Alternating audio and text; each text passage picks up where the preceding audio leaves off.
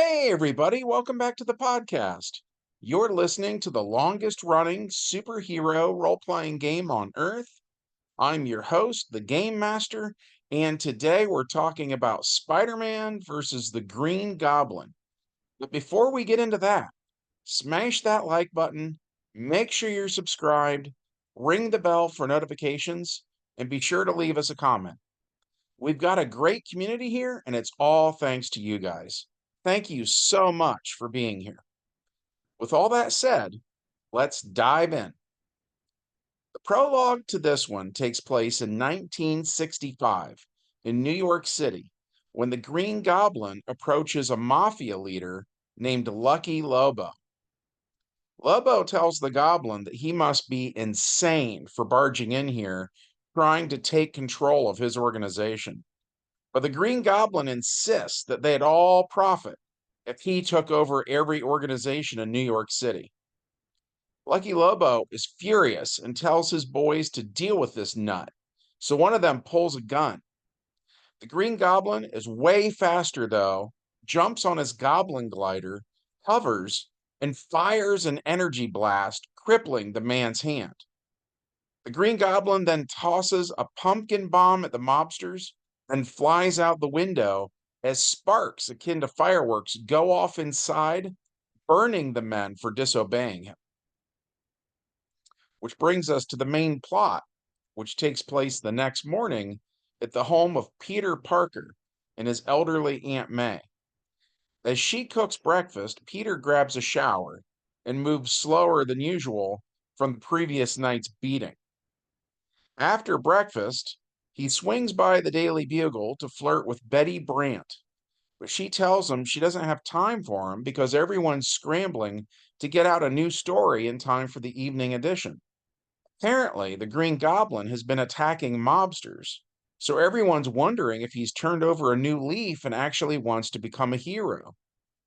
While Peter is in the office, he notices J. Jonah Jameson hire a mobster named Frederick Foswell to be one of the Bugle's new reporters.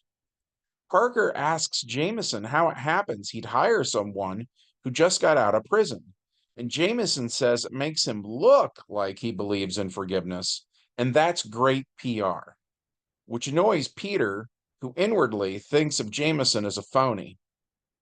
As Peter is leaving, he notices Foswell being chummy with a shady-looking character. Peter can't tell if he's doing it for a story or if he's up to no good. So he follows Foswell, and it leads him to the trail of the Green Goblin. So Peter Parker finds a secluded spot and changes into the Amazing Spider-Man, then uses his web shooters to follow the Green Goblin.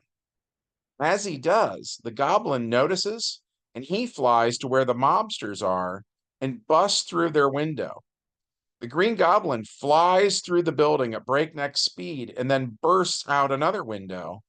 And as he does, he leaves gas bombs along the way.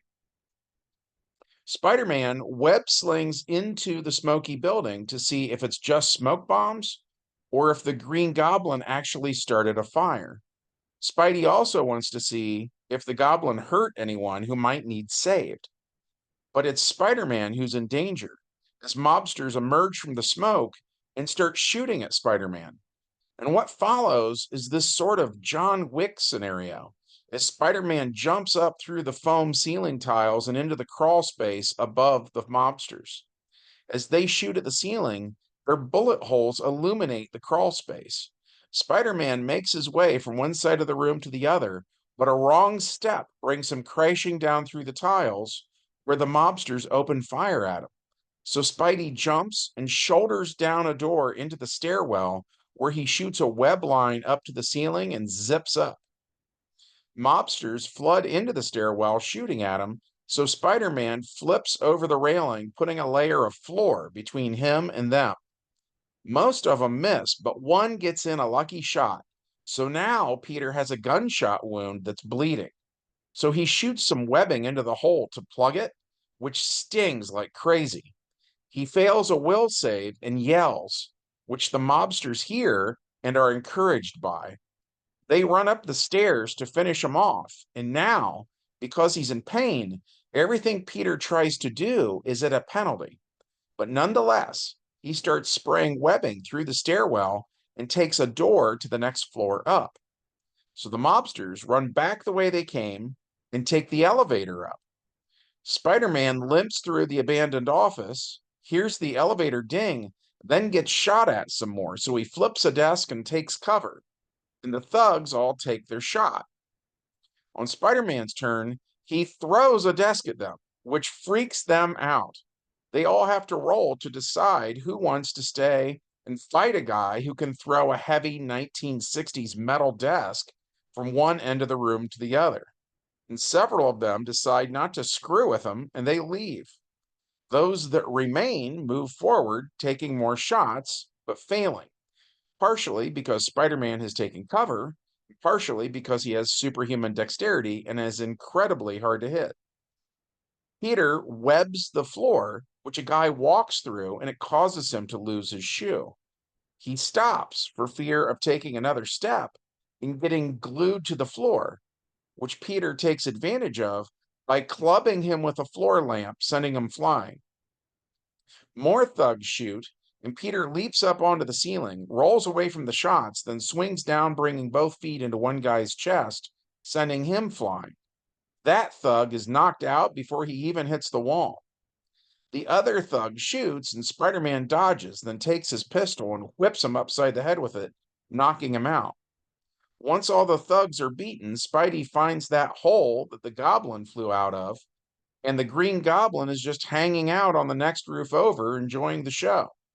Spider-Man web slings that way, and Goblin throws a pumpkin bomb which explodes, sending Peter falling through the skylight of a factory.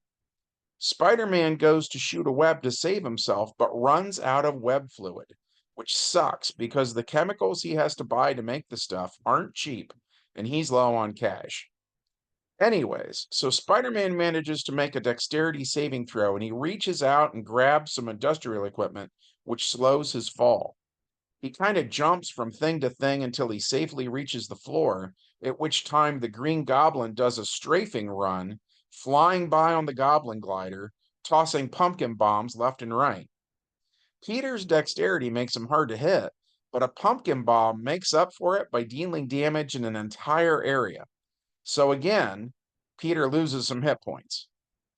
He's doing rough and looks around for anything he might be able to use. He finds a lead pipe and snatches it up, just as the Green Goblin flies by for another pass. Spider-Man jumps up and grabs the underbelly of the Goblin glider, then holds on for dear life. On the Green Goblin's turn, he flies in low and tries to scrape Spider-Man off the underside of the glider in such a way that Peter takes damage.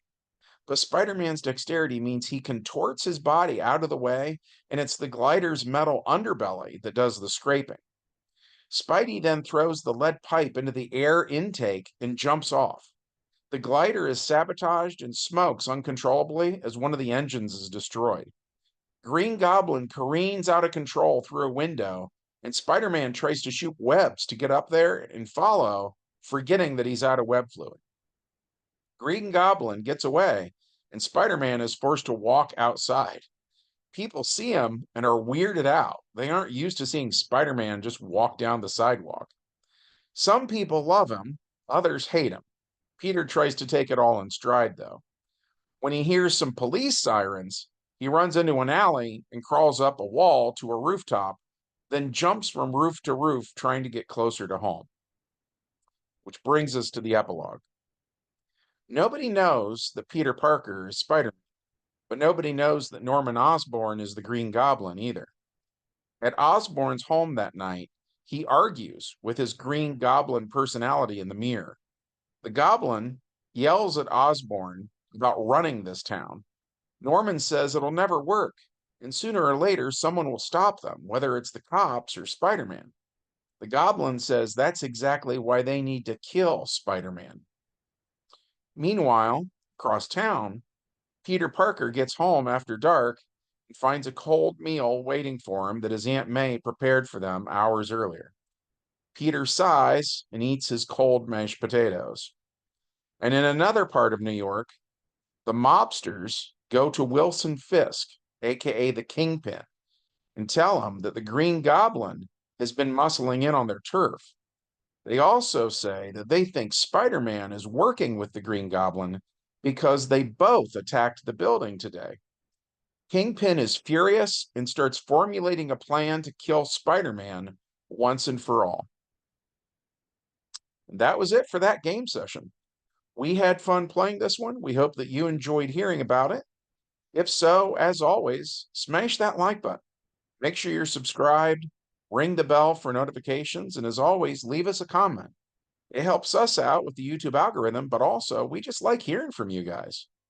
From all of us here at the longest running superhero role-playing game on Earth, we hope that all of you guys have a great week, and we'll see you in the next adventure.